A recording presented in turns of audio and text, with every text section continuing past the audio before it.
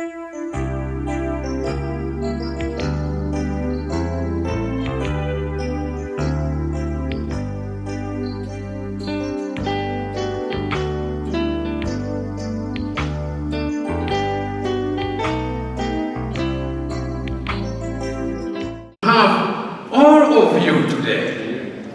a great honor.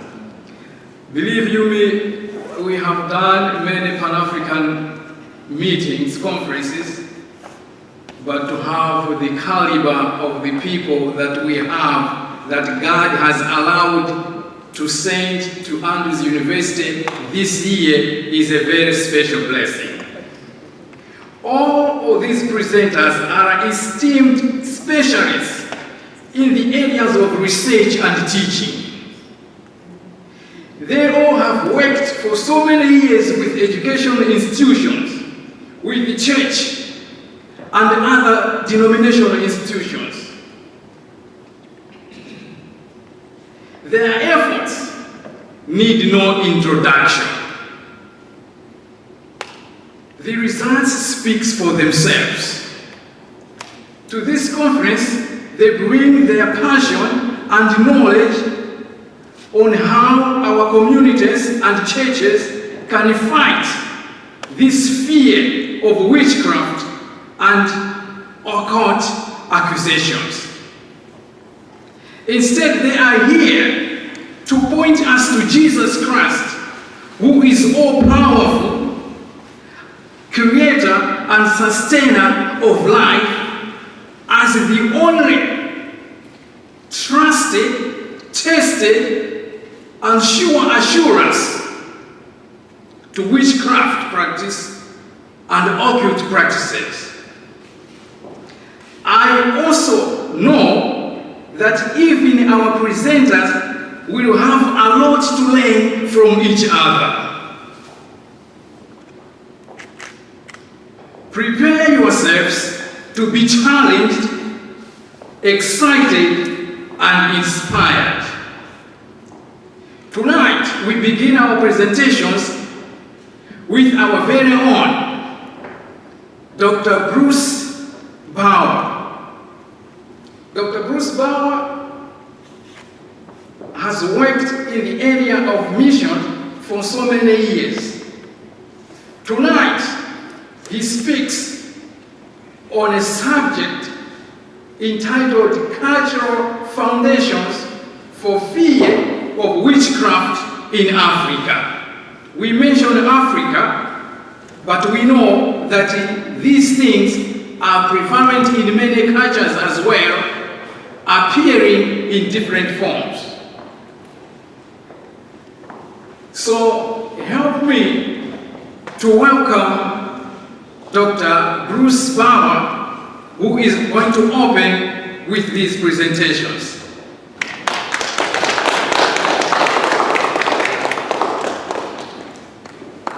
Good evening and thank you. It's a real privilege to be here. I know you probably are asking what's a white guy doing in an African conference, but I'll try to do my best. In recent years, hundreds of people have lost their lives after being accused of being a witch. In Limpopo province in South Africa alone, more than 600 people were killed between 1996 and 2001 after being accused of being involved in witchcraft. This is not just a South Africa problem, since throughout sub-Saharan Africa, lynchings, exile, and ostracism are typical responses aimed at those accused of witchcraft activities.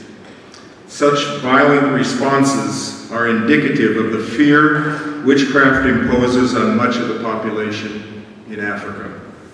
This paper seeks to answer questions concerning the cultural foundations that produce so much fear that people are willing to lynch and exile family members and other accused witches. Fear that allows otherwise committed Christians to carry protective devices obtained from diviners and other religious practitioners, and fear that causes so much disorientation and disequilibrium among African traditional religionists, Christians and Muslims. So this is not just a problem that we still see in the traditional religions of Africa, but it's spilling over into the Christian and Muslim areas of religious thought also. I'd like to start with some definitions. Witchcraft. Witchcraft is not an easy term to define, for it has both negative and at least neutral, and some people will say positive connotations. Witchcraft is often associated with supernatural activities that are believed to bring about negative or evil consequences for individuals and families. There is an equally strong view about witchcraft that defines it in terms of a benign supernatural power. Asare Opoku also defines witchcraft as the exercise or employment of esoteric power for a definite purpose, good or evil. And this is probably one of the things that makes witchcraft still attractive to many Christians, that they see witchcraft as having positive spiritual benefits for offering protection and things like that. I'd like to also define positive mystical power. Power used for curative, productive, or preventive purposes. And this is the reason why some Africans carry, or keep charms, amulets, and other objects on their bodies, in their fields or homesteads. Medicine men or diviners are the manufacturers, dealers, and distributors of these articles of medicine and power. And then another definition, negative mystical power. Power that can eat away the health and souls of their victims, attack people, cause misfortune, and make life uncomfortable. Practitioners of these mystical powers are witches, wizards, sorcerers, evil magicians, or people with an evil eye, employing their power for antisocial and harmful activities. And then one last definition, sorcerer or sorceress, a man or woman with magic powers who is helped by evil spirits. A sorcerer or sorceress uses evil spirits to cause ailments or misfortune to those targeted for attack. There are a number of cultural assumptions concerning witchcraft that impact most African people, and therefore are factors that contribute to the fear of witchcraft. Tragically, these cultural assumptions are found not only among African traditional religionists, but also among the professed followers of Jesus Christ. And that's part of the reason for this conference, that we're finding through research and writing that witchcraft accusations and witchcraft, or dabbling in witchcraft, isn't something that just happens among those in the traditional African religions. It's also going on within the Christian denominations. So I'm going to mention 7 different worldview assumptions that we find in the African cultures that contribute to this fear of witchcraft. One of the core worldview assumptions among many Africans, and especially among African traditional religionists, is the belief that everything is caused by some other person in a direct way or through mystical forces. Nothing just happens. There is always a cause, and usually a witch or sorcerer is believed to be the one causing the problem. This witchcraft mentality blames misfortune, barrenness, accidents, snake bites, brake failures, sickness, untimely deaths, and almost every kind of problem on witchcraft. It is not uncommon to hear people exclaim in dismay in the face of problems, "Who is doing this to me?" instead of, "What is causing these things?" If a tire blows out as a minibus is going around a curve just before a bridge, with the result that the bus plunges into the river, killing all 20 people on board, people ask, who sent a curse? From a rational perspective, one could reason that the tire was old, with no tread left. But from a typical African perspective, the question is, who caused it to burst at that specific place and at that time. Why not before or after the bridge? Therefore, someone is responsible for the accident that occurred right there.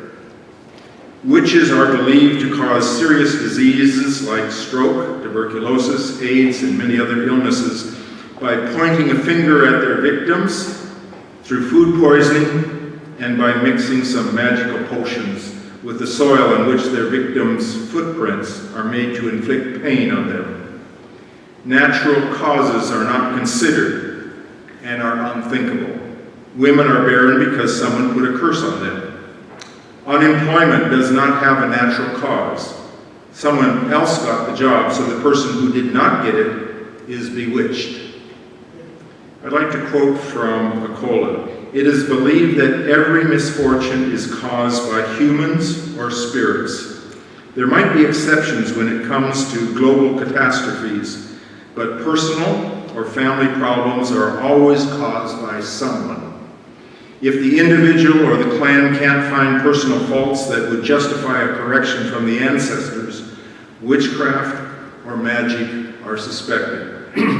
The offender is someone known because these powers don't function anonymously. There has to be contact between the witch and the victim.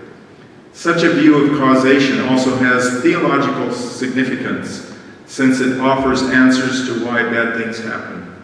Witchcraft offers an explanation of why one person gets sick while the neighbor does not, why one person's cow dies while the neighbor's does not, and why wicked people prosper and good people do not. Belief in witchcraft is thus an attempt to explain the inexplicable and to control the uncontrollable. End quote.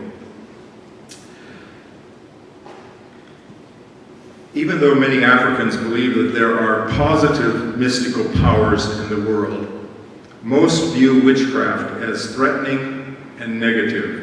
Witchcraft is often believed to be the cause of untimely deaths, the inability of a wife to conceive, failure in important school examinations, and many other areas where witchcraft limits what a person can do or achieve.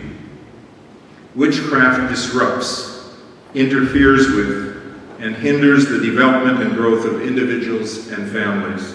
In Ghana, there is the belief that witches can tamper with one's destiny, given at birth by God. This can bring about confusion in the life of an individual, usually expressed in acute immoral acts and social disorientation.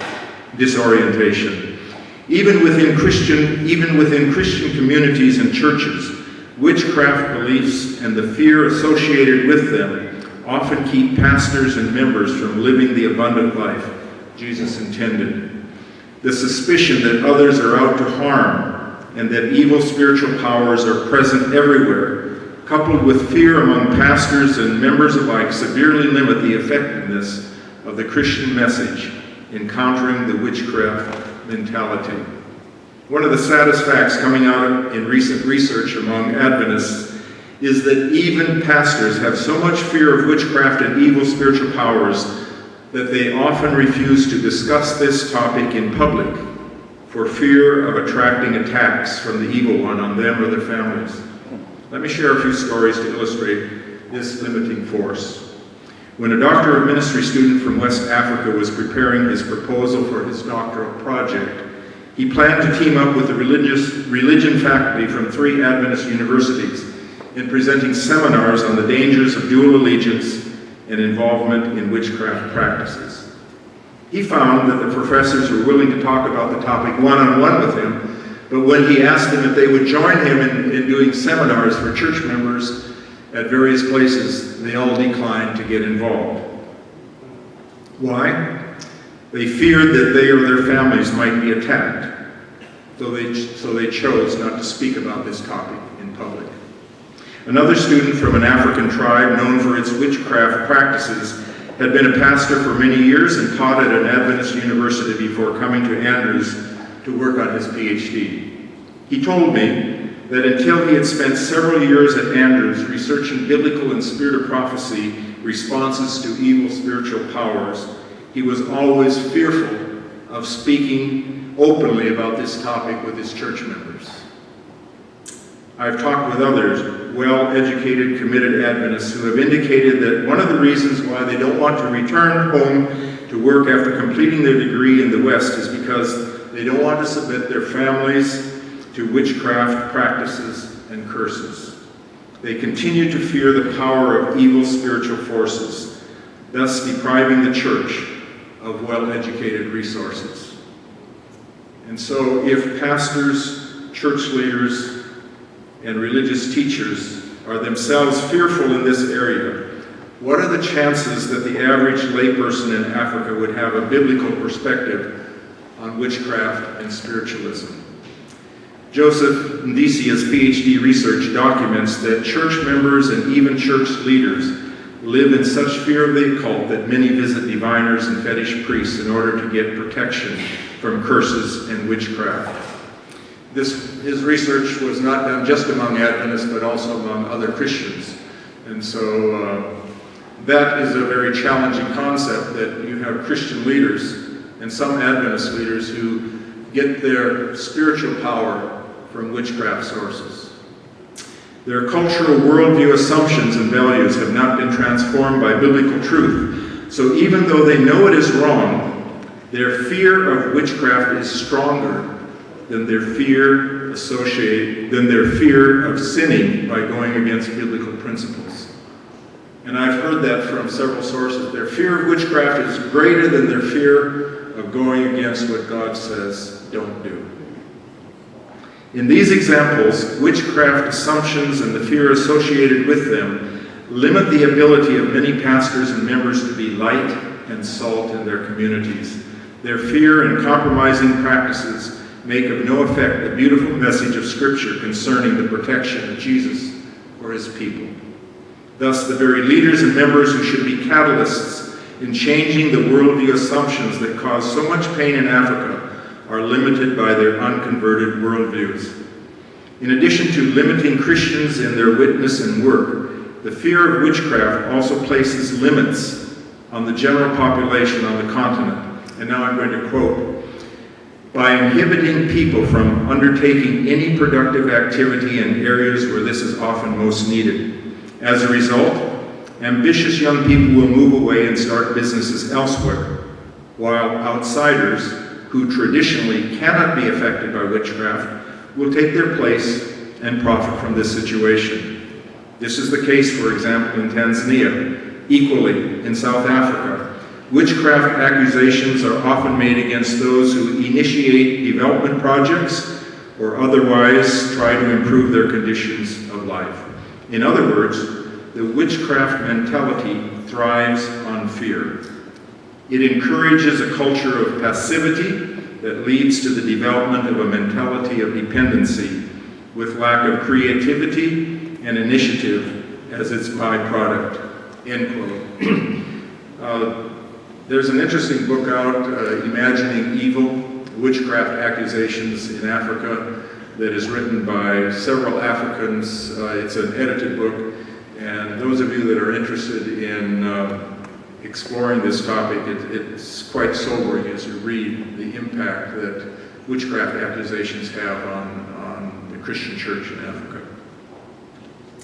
One of the African worldview assumptions that allows Christians to continue to seek the help of diviners and witch doctors is the view that witchcraft powers can be used for good in society. This view suggests the possibility that positive mystical powers can continue to be helpful in protecting those who have supposedly made a total commitment to Jesus Christ. This belief causes some Christians to continue to wear charms and amulets, take medicine, or have the prescribed concoction rubbed into their bodies. Some also continue to keep dry bones, snakes, and birds on the rooftops of their houses, or place marks on private parts of their bodies. Such dual allegiance among Christians is grounded in African religious thought that regards the metaphysical world as amoral. Spiritual forces traditionally were seen as intrinsically neither good nor bad, although their power could be channeled for moral or immoral purposes. Thus, in addition to the side of witchcraft that is feared because of its evil impact on people, there is also the associated belief that witchcraft can provide supernatural power to enhance one's ability to perform extraordinary feats. This view holds that witchcraft powers can be used for personal improvements, social advancement, gaining of wealth, protection from sickness and danger, and giving people the ability to reveal secrets and see into the future. Another aspect of witchcraft that has such a negative impact on communities, families, and even within the church is that most witchcraft accusations are aimed at blood relatives, work associates, classmates, and acquaintances. Earlier I mentioned that rarely is witchcraft focused on an outsider or someone they don't know. It's usually among acquaintances and family members. In Ghana, it is believed that the witchcraft spirit can only operate among blood relations. It is for this reason that witchcraft accusations are very common within families. According to Kisulu Kombo, witches are motivated by jealousy and act against those who excel or stand out in society or those who are economically successful. Those who do not stand out are believed to face fewer attacks, so the witchcraft mentality can actually have a negative impact on creativity and the desire to get ahead. When family members accumulate wealth that is not shared with the extended family, or when personal advancement or educational achievements lift a person above the average, suspicions of witchcraft are aroused.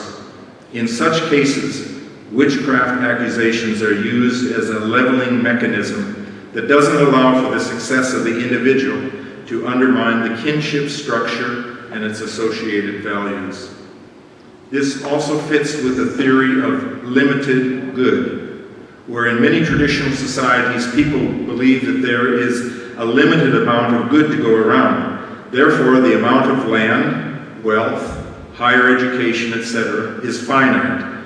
So when one person gets ahead or has more of something, the rest of the people have less. When jealousy and envy are added to the mix of a belief in a limited good, witchcraft accusations are often the devastating consequence that tears apart the fabric of family, friends, associates, and members of a church. Another factor that we find in culture is that personal identity is embedded in others. I'm sure most of you have heard of John Mbiti's famous dictum where he says, "I am because we are. And since we are, therefore I am." This is very different from the American perspective, where everything focuses on the individual. Let me say that again. I am because we are. And since we are, therefore I am. Thus clearly indicating that the personal identity of the African is deeply embedded in the family, the clan, the tribe, and the community. Individualism, as known in the West, is rarely practiced in Africa. With one's identity wrapped up in such tight group consciousness, one's fortune or misfortune is also believed to be closely tied to the influences and activities of others in society. There is always someone in society who can be pointed to or accused for whatever evil may happen to a person. And now I'd like to quote from Akron. From the perspective of those with the witchcraft mentality, witches are the source of all evil. Instead of looking for reasons and explanations for particular events, they look for a witch as the cause of their problems. The consequences of such a mentality is that it absolves people from taking responsibility for their own actions. The usual explanation is that the victim has done the right thing, but that a witch has intervened to turn a well-calculated and well-intended act into something dangerous and harmful, end quote. Many of the African-initiated churches and Pentecostal churches have accepted this concept and developed their theology around the premise of a gospel of wealth and health where every individual is to enjoy success and prosperity. When those ideals are not achieved, it's because witches and evil spirits are at work, and others are to blame for failures and lack of health and success in life. Such a mentality results in a loss of personal freedom, the blaming of others for personal problems, and the creation of fear that others are always out to harm and inhibit one from achieving the good life. Another factor that we find in cultures have to do with the psychology that is that surrounds the issue of witchcraft. Some skeptical Westerners question even if there is such a thing as witchcraft, largely as a result of their secular Enlightenment worldview. Some among early missionaries to Africa held such views, believing that as Africans encountered Christianity, the fear of occult powers would die out. Gerhardus Oosthuizen illustrates how early missionaries to Africa ignored the importance and key role that a witchcraft mentality played. And I quote, "Witchcraft and sorcery have been largely ignored by the missionaries in Africa because of their deep-seated westernized disposition on these matters. Their highly intellectualized disposition on witchcraft, sorcery, magic, spirit possessions, and the reality of demons, with the exception of Satan, has made them turn a blind eye to these forces, which are considered to be out of bounds to anyone associated with Christianity, and thus to be totally ignored, whatever their influence may be." End quote. However, for Christianity to ignore and play down the role and impact of witchcraft in Africa has resulted in many Christians attending church on weekends, but turning to diviners and fetish priests for protection during the week. Such dual allegiance saps the strength and vitality of Christianity and renders it ineffective and powerless in the face of core African values and assumptions.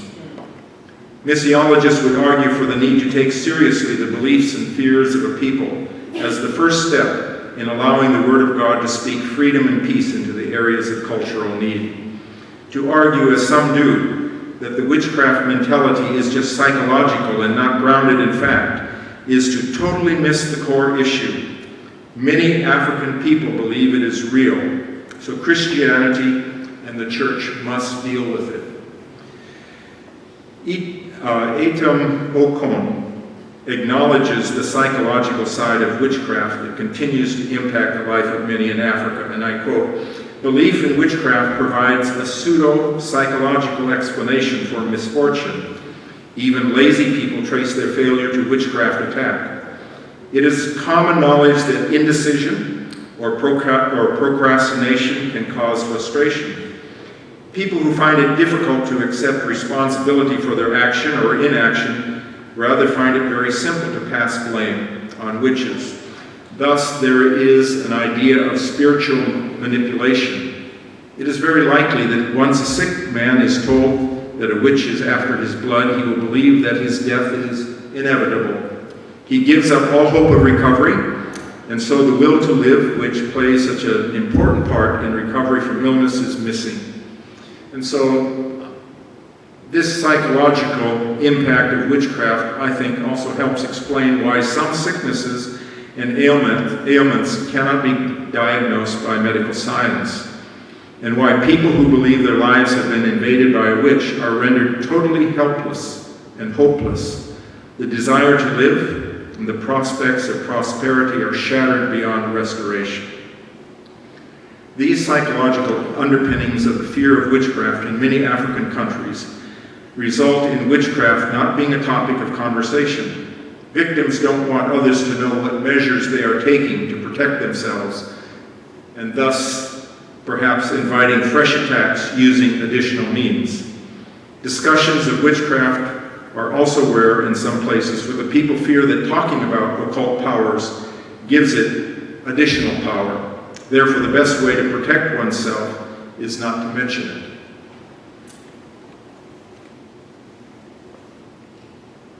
The cultural assumptions concerning witchcraft lifted above have a devastating impact on social life and how families, relatives, and acquaintances relate to each other. The witchcraft mentality causes social dislocation, suspicion, and fear to dominate the lives of many. Interpersonal relationships are weakened through witchcraft-induced fear of what someone might be doing to them. And I quote, "The belief that somebody can give you a gift that contains witchcraft substances makes parents warn their children not to receive gifts from old people, especially. When people are sick, they will not stay near their home because it is believed that witches can strike at short range but cannot attack someone who is far from home." End quote. Witches are believed to cause death, sickness, epidemics, barrenness, failure at school and at work, catastrophes like floods, fires, crop failures, and droughts on both individuals and larger communities. With so much of life believed to be under the control of evil spiritual powers, many people go through life with constant suspicions that someone is out to destroy them, to harm them, and inhibit them from living life to the full. That accused someone is usually a family member or close friend. And I think that's one of the most devastating things about witchcraft, that it just creates havoc in the close society of Africa. Fear of witchcraft is also able to have such an impact because for many Africans, seeing is believing. What they have seen and what they have experienced just reinforces the fear. Personal experience and knowledge concerning witchcraft makes it a reality for many. Mystical power is known or experienced by nearly all Africans who have grown in a traditional environment. They will have witnessed magic, divination, witchcraft, or other mystical phenomena. Whereas a non-African may see natural causes, many Africans believe in the reality of evil spiritual forces at work. Most Africans have witnessed the devastating impact of witchcraft in their communities. They have either seen people who have been bewitched or cursed, or have heard horror stories that are equally effective at communicating the idea that witchcraft is real. Often all it takes is for someone to point a finger at a person and say, "You will see," to affect the person involved, but also the whole village as they watch the person suffer and waste away with no medical explanation. I quote, Rose Galadima and her husband Bullis tell of a Christian university student who lived in fear of witchcraft. The young man related two incidents he suspected were responsible for his nightmares. Once he had taken a motorbike taxi, and because he didn't have money, the motorcyclist left him saying, "You will see." Another time he bought some defective batteries. The Muslim store owner accepted the return but told him, "You will see." The young man worried that these people would use witchcraft to attack him. Although he was a student and a Christian, he was a student of modern science, he lived under a threatening cloud of evil forces. End quote. Thus, a basic core value of many African worldviews is that witchcraft is real, is everywhere present, is known through personal experience, and is the assumption that has the most influence in the lives of too many people.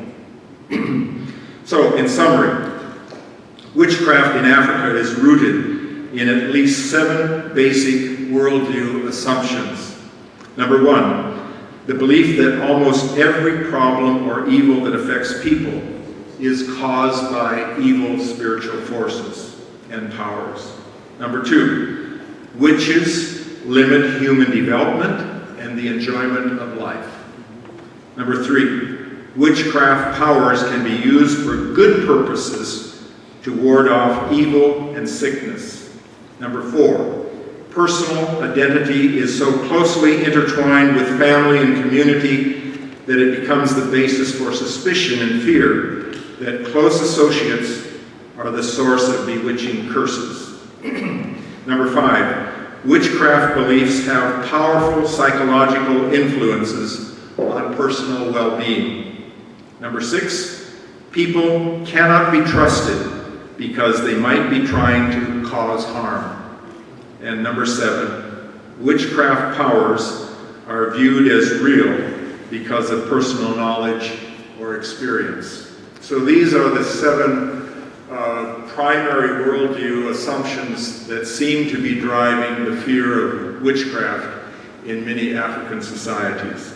In view of these 7 worldview assumptions concerning witchcraft and evil spiritual powers, I offer the following recommendations. Number 1, it's time for the church to stop its silence on this topic. The question whether or not witchcraft is real or not is the wrong question. That's not even a question we should be talking about.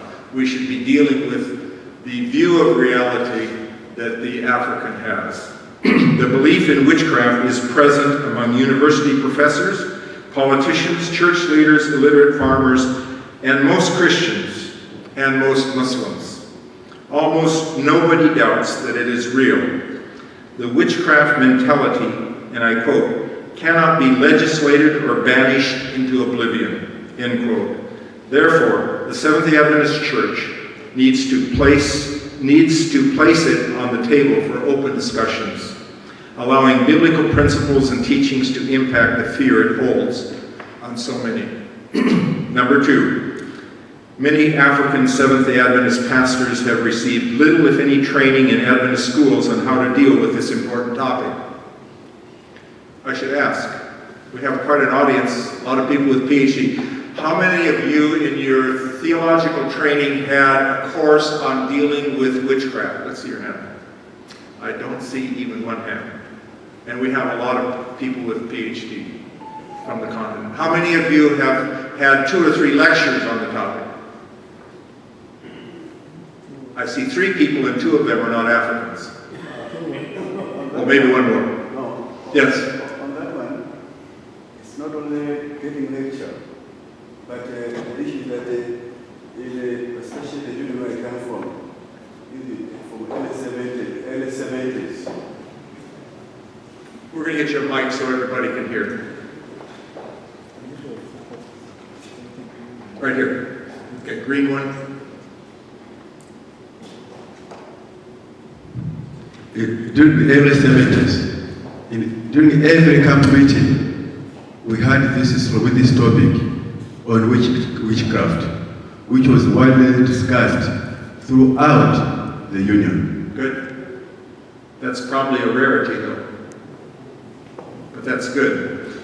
Let me continue. Many African Seventh-day Adventist pastors have received little, if any, training in Adventist schools on how to deal with this important topic. They have been trained in Adventist theology from a Western perspective that does not take seriously the worldview values and assumptions concerning evil spiritual powers. This leaves them ill-prepared to deal with the, and I quote, the anxiety, fears, and insecurities that African converts face regarding witchcraft, end quote. Therefore, all undergraduate theology programs in Adventist colleges in Africa should include courses on African traditional religions and biblical responses to witchcraft, the occult, and evil spiritual powers. The third recommendation, biblical themes such as how Christ has disarmed the rulers and authorities and made a public display of them, Colossians 2:15, need to be emphasized along with what it means for the believer to have the indwelling of the Holy Spirit, 1 John 4:4. Greater is he that is in me than he that is in the world. The biblical narratives that reveal the power and protection of angels must become much more prominent in Adventist teaching. Church members need to take seriously the fact that Jesus has given power and authority over evil spiritual powers to his followers until the end of the age. Luke 9:1 and Matthew 28:20. Finally, Adventists need to understand the issues of the great controversy so clearly that they will never look to evil spiritual powers for help, but will stay true to their commitment to make Jesus and his ways first and last in every aspect of their lives. Thank you.